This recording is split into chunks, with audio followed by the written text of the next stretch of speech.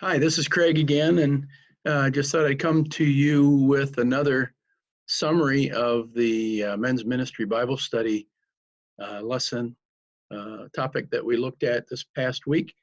And again, offering to share this with you. I will actually share my screen right now so that you can see a little bit of what we talked about. What we did was we kind of jumped off of the topic that Nathan came up with or brought up, raised up on Sunday, which was the statement about witness or preach the gospel at all times, and if necessary, use words. And while many of us have heard this before, and maybe chuckled when we hear it, and kind of tickles our ears a little bit, that it tends to sync up with actions speak louder than words, and what you do speaks so loud I can't hear what you say. Those types of phrases that we tend to get, are attracted to this concept. But Nathan brought up a good point on Sunday, that there's a problem with this idea that may generate kind of a cop-out in our lives, that we tend to gravitate towards, well, I'll just be a good person and I'll live an upright life, and if someone asks me, then I'll tell them, and that I'm going to be so magnetic in my personality that they can't help but come to me. And well, how often does this really happen? Maybe sometimes. And even when it does, do we miss the opportunity? Are we self-conscious about speaking about the gospel to people?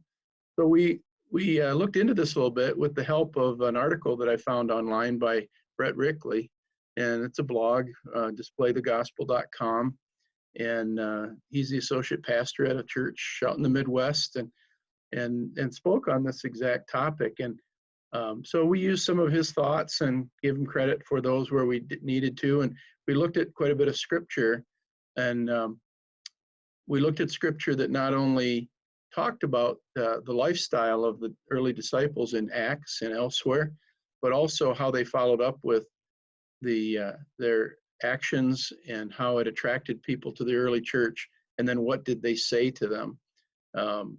Peter and John and Stephen were all examples that we looked at in these verses from Acts 2 and from Acts 3 and Acts 4 and Acts 6.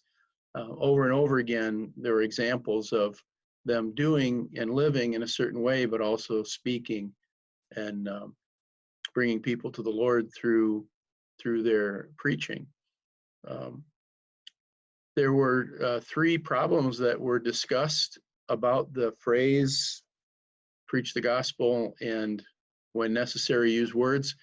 One was that it tends to set up a false dichotomy, in that these two ideas are opposing, when in fact they are not really opposing, but they are in harmony with one another and should be in harmony with one another.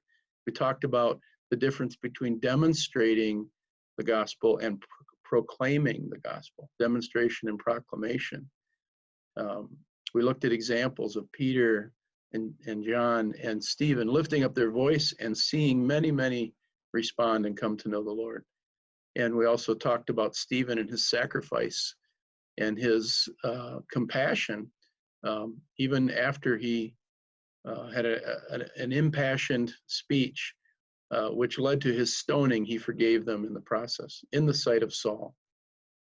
So at the end, we concluded that we should meet the people and tell the story. That's what Jesus commanded the disciples to do in Matthew 28, was to go throughout the world proclaiming the good news. And so that was how we left our study, and we were hopefully encouraged to do that.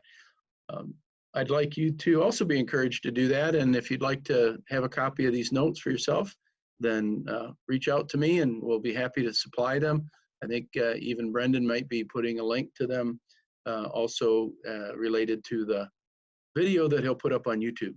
So hope you guys have a great day. God bless you. And We'll have another study next Monday evening at 7 o'clock.